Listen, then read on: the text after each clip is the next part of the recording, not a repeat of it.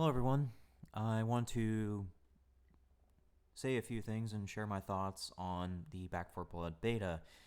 Some of what I'm going to say is going to carry over to the full release in terms of the concerns and things of that nature. I will group them by categories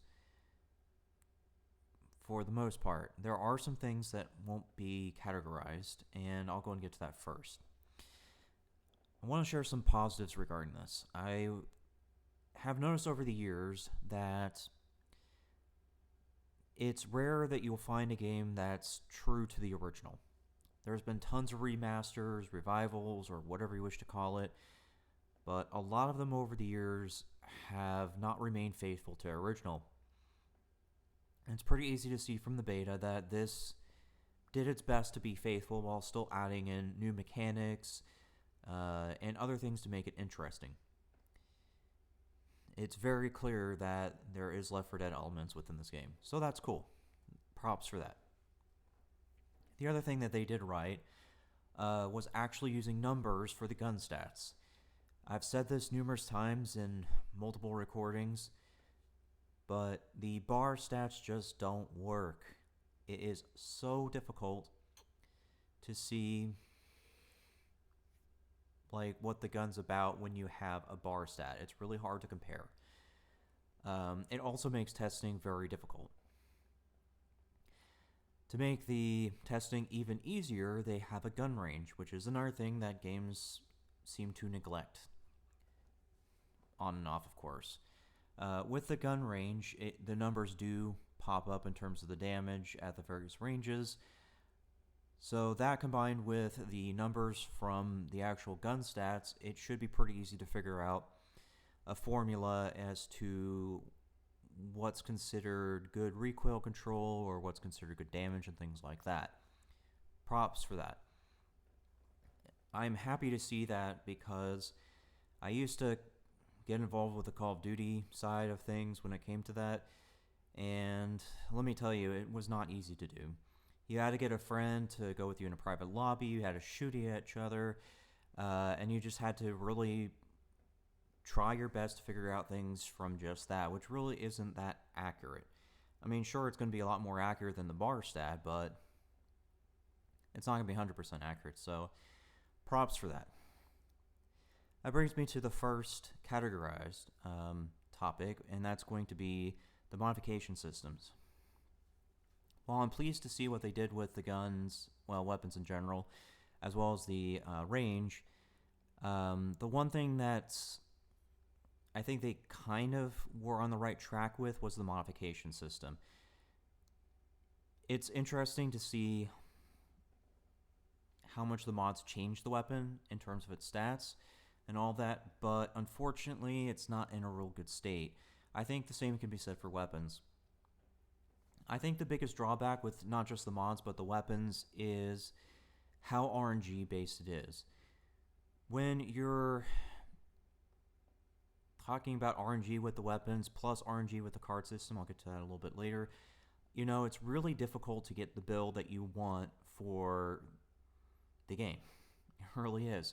I think that they should have resolved this by putting an option in the store that allows you to upgrade the rarity of said attachment or weapon. From there, it would be possible to just loot, say, a green suppressor and then upgrade it to purple. Or let's just say if you pick up a white UMP, you can upgrade that all the way up to purple just by the store. I think that would have been a much better way of handling it, because then that reduces the RNG necessary to get the build that you want. Instead, now you just grab whatever weapon works best for you and your build, and then go from there. I think another issue, too, that presents itself in addition to this is that you have to get the highest tier before you start seeing combinations, like the compensator and laser sight thing. Yeah, so I think there should be more combinations like that, and the ability to choose between those combinations. I should be allowed to do a longer barrel with a suppressor, and things like that. If that's not possible, then I would say they should have just increased the amount of attachment slots available. It should have been separated by underbarrel attachment, barrel, muzzle, ammo, and things like that. I'm going to deviate now a little bit to talk about more detailed stuff with the attachments. I think another thing too that they could have done to make the attachments and weapon system interesting in general is make it so that certain weapons get unique attachments. Here's some examples for you.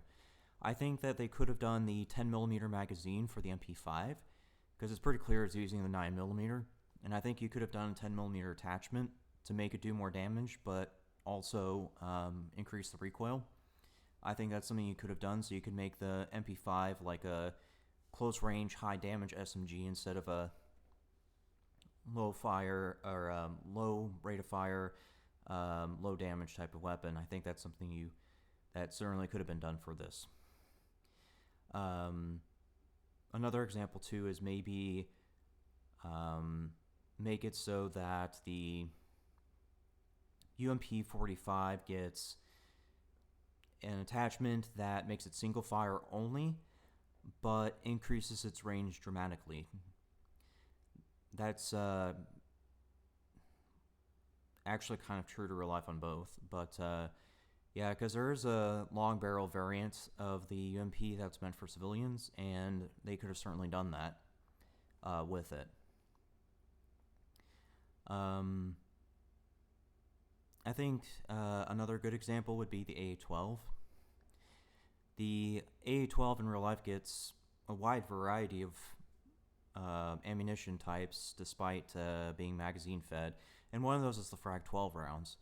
You do see in Call of Duty, and I don't think really any other games do it, but I think you could have certainly put in the Frag 12 rounds so that the AA-12 becomes a slug round instead of buckshot, and then from there it causes small radius splash damage, or for that matter, makes it an ammo type now that actually does more damage to specials. I think that certainly could have been done. That's kind of where I was headed with that kind of line of thought, was maybe they could have done a little bit more to make things a little bit more interesting. I really can't comment too much further on that until I know the finer details of the weapons, but that's kind of where I'm going with that.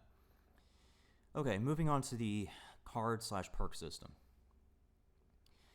I think it's really cool that they've put in a card system, which really is a perk system in my book, in that you get certain bonuses for the slots that you are willing to use. With that, it does allow you to kind of customize your playstyle further in addition to the guns you use and the attachments on them. I think that's really cool. However, I am concerned that it's going to add to the tedious nature of this game. It's already tedious as is to try to get to the cards that matter for the particular builds that I could conceive of. And I think that's going to probably contribute to ruining the gameplay experience. Because right now, there are certainly a lot of people that are saying this game is very tedious and repetitive, which I could totally see it. Doing the same campaigns over and over again just to get that supply line done, yeah, that's pretty brutal. And I would hate to see what that's going to be like on full release. So yes, while it's interesting, it does add its own problems. On the note of problems, I need to talk about characters next. Before I get into the character section, I want to give a quick warning that I don't know what is considered a spoiler these days to certain people. I am about to talk about the characters that aren't released. If you consider that a spoiler, then this is your warning that I'm about to tab over and talk about it. Okay? Okay, tabbing over. Okay, I need to talk about the characters that aren't being released first to help you understand the problem I wish to describe. There are 3 characters that are currently locked in the beta, and we won't see until the full release. I've read several articles on them, and I've concluded that the articles say basically the same thing. They might have the numbers different or the wording different, but they're mostly the same. That leads me to believe that this is the correct information on that character for now, and potentially it could change at beta, but I don't think it will. Given that this was, I think, data mined, if I remember right, that's how people figured it out. But either way, so let's talk about those characters that aren't released. So you have Jim, Carly, and Doc. They're the 3 that aren't released. You can see Jim is going to be more of a precision character. Carly is going to be, I don't know, I guess a trap expert. Right now, the only thing I could see her really doing is letting you know if there's going to be a car alarm or something, but maybe there's something that's going to be added later on with the full release. That would make that more valuable, but I don't know. Team use speed, I don't know if that's really going to be any useful, so she's basically just an unknown right now. But Jim for sure is going to be an excellent alternative to Walker. It seems to me Walker and Jim are going to accomplish gunplay just in different flavors, I guess you can say. They're both going to be precision, though. Doc is a completely different one. Let me see. I have to scroll up for that. Walker. Oh, wait. Yeah, what's up? Angelo, Holly. Oh, there we are. Okay. So Doc is all about healing. As you can see, this is going to be a big one, and I think she's going to be a core, honestly. I think that if we see more difficulty levels upon full release, Doc's going to be a core, and if you don't play Doc, I imagine somebody's going to get on your case for that.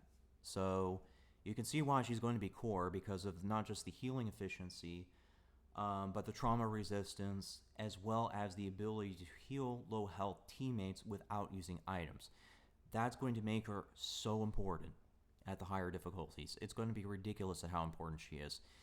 I can't wait for the elitists to come out of the woodworks and say, oh, you're not playing Doc on the highest difficulty. Oh, and you don't know how to play Doc? Oh, gosh. Yeah, that's going to just be brutal. So yeah, those are the 3 characters that aren't released, and that's going to tie into my little discussion now.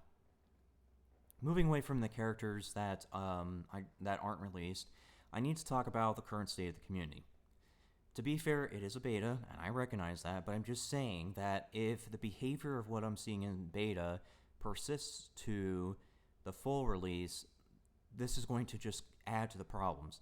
As it stands, people are just playing the character for the character. They aren't playing it for a tactical or situational purpose. They are just doing it because they want to.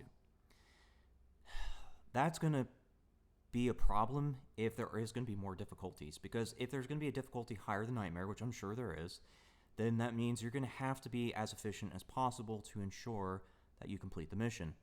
That means picking the right characters for the right type of playstyle and the right type of mission. So in that regard, I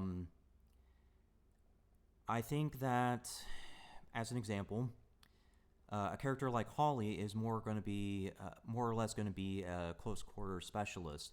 I don't think that if she's going to be like melee focused at the higher difficulties, because I do think that melee is not really in a good state right now, and I'll get into that in a minute.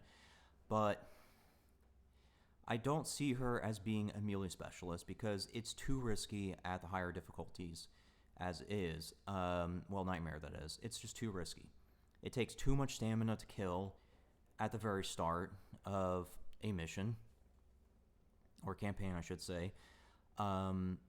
It doesn't kill them fast enough before they actually hit you, so that's another problem too. I'll get into more about melee stuff in a moment, but for right now, it's kind of where Holly's sitting at. And in that regard, I think that Holly is going to be more of a person capable of switching in between melee and gunplay. I think that's where Holly's going to be, is a close quarter specialist.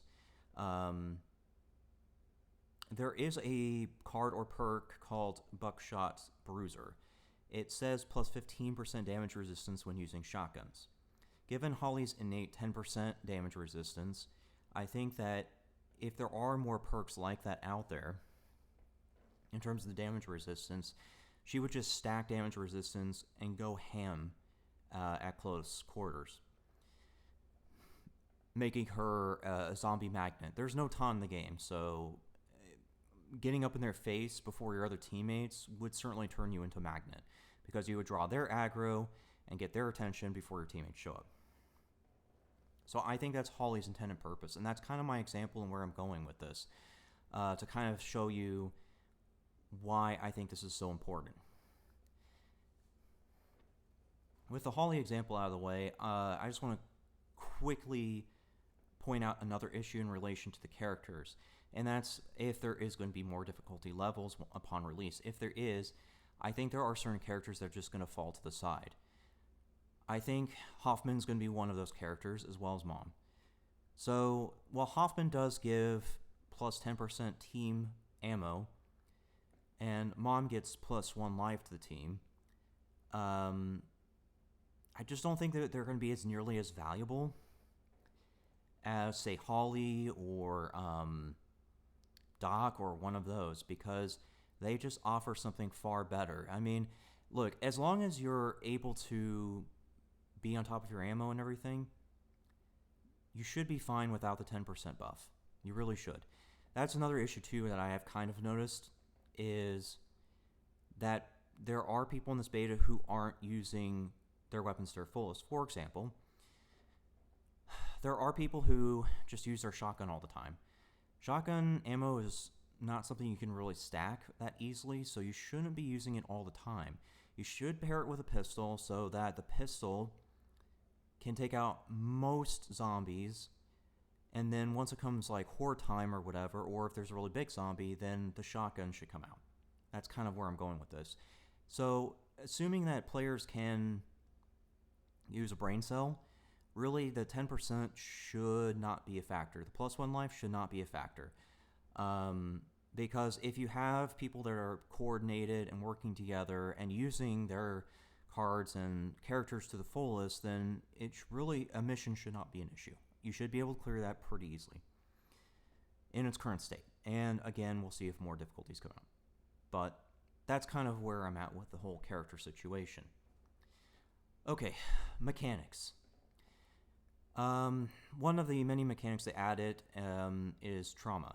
Trauma is that red bar, or, well, I should say chevrons maybe, I guess maybe, I'm not sure what the best word is for it, but either way, it's that portion of your health you can't heal. I think that they handled this mechanic poorly. I think this is something that should have been looked into a bit more before implementing it, because it makes it so that melee is a little bit more difficult to do, just because of the fact now you have to worry about taking trauma damage no matter how much you heal. I think that should have been added to the shop, a trauma clear, essentially a full heal. Now, there are medicine cabinets in the game that you can pay 400 copper to, and I'm not saying that we should get rid of them by replacing them in the shop. No, I think that the medicine cabinets still serve a purpose even if you do that with the shop, because those ones that are out in the field are ones that you can get during a mission, which makes it quite literally a lifesaver if you run into a lot of problems with your team and you just have got to heal right now. So I 100% think that even if you put something like that in the shop to purchase, it would not replace them. They do have their place in time, and I think that it would still do that regardless. So let's talk about melee now.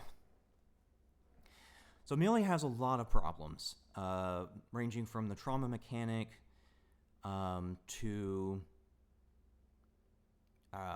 just how little damage it does at the earliest points, because it just takes too much stamina to really kill things, and the starting melee weapons, they just don't do enough damage to actually clear a zombie before it actually hurts you. I think that the starting melee weapons for Vangelo and Holly should be upgraded in accordance to the difficulty, and maybe the guns as well. Because that way, let's just say you're playing Nightmare difficulty, right? Then you should have either a green or a blue baseball bat to start with. That would certainly do enough damage in the absence of perks and things like that. So while I'm happy to see that they have certainly tried to make melee a viable build, it's just not in its current state. There's a lot of things that they need to do between just the shop and everything else I was mentioning to really make it more viable. The other issue, too, with melee is it's far more dependent on the cards than a gun build, because a gun build can just really back up and hit them in the head a couple of times. But melee, once you're in there, you gotta knock them out. That's just the end of it. And unfortunately, a lot of the cards that really do help melee, they're just so hard to come by. There's that one that says plus 50% melee damage. That is so freaking rare. So yeah, melee just has one too many problems right now. And with the amount of problems it has, it really is just for clearing little stuff. But once it comes horde time and stuff, I mean, unless you've got, a purple machete or a purple baseball bat, you're really not going to put a dent in them. And at that point, you might as well just give up. So melee is in a really rough position just from everything. Like, really. So yeah, I definitely would like to see them try to fix that through a lot of the other stuff that I was saying in this recording. If they do, then yeah, I would love to see Holly try to be more of a dedicated meleer. Although there will be certainly some enemies that even Evangela or Holly will still need a firearm for. So, but yeah, you should be able to mix mash pretty easily, but unfortunately not so much right now. So, yeah, there's kind of that issue. Related to this issue, I do want to talk about joining games late. I'm sure this is just a problem with the beta right now, and I would hope it's only a problem with the beta right now. But one of the things that has absolutely driven me nuts with this beta is I don't have any friends to play with right now, and I likely won't for the rest of the beta. In that specific scenario, I'm reliant on joining a game. When I join a game, I run into a couple problems. One, depending on when I join, it just automatically defaults me to the starter deck. I have no option to bring out one of my custom decks, and for that matter, I have no way to really pick the character I want. I have to join on a bot. So if it's like bot Walker and bot Mom, well, it sucks for me because I'm actually pretty used to Holly. I'm very good at being up and close. That's just what I'm good for. So I have no option to pick Holly if she's not available as a bot. And assuming she's available. So not only do I not have the decks I need, but I don't have the characters I need as well. And that's just very annoying to deal with. Also, I don't have any money to start with, or copper really. So I think that they need to fix the whole joining late thing so that people at least get some copper depending on how far in the campaign they are, as well as the perks, cards, whatever you wish to call them. You should get as many of those as you would starting a campaign from the ground up, and then plus how many ever you're supposed to get as they advance through the campaign. That would certainly fix a lot of issues, not just with melee, but everything else. I think that's really all I can say on this for right now. So let me just finish this by saying, is it going to be worth $60 when it comes out? And my answer is going to be no. In its current state, it just has too many problems. Well, at least problems that would apply to doing higher version or higher difficulties. Well, and some of it actually is kind of annoying for quality of life as well, but between those two problems and how repetitive and tedious this game is going to be, I just don't think it's worth $60. I really don't. I could see this as like a $30 or $40 game, or maybe one that's a Game Pass game, because if you can pay $5 a month to play that game plus others, okay, fine. Well, $5 or $10, I forget what it is. But if you can play that game plus the others, then I could see that as worth it. But $60 is retail? Hell no. And that's unfortunate too, because I would prefer to have my games on Steam for Linux purposes, as well as that's where what little friends I have is added to. So that kind of sucks for me in that scenario, because it's kind of like, well, I'm not going to be able to pay a Game Pass for it, and yeah, the only way I'm going to be able to do is paying $60, and I don't want to do that. I really don't. But that's kind of my thoughts on this. Thanks for listening.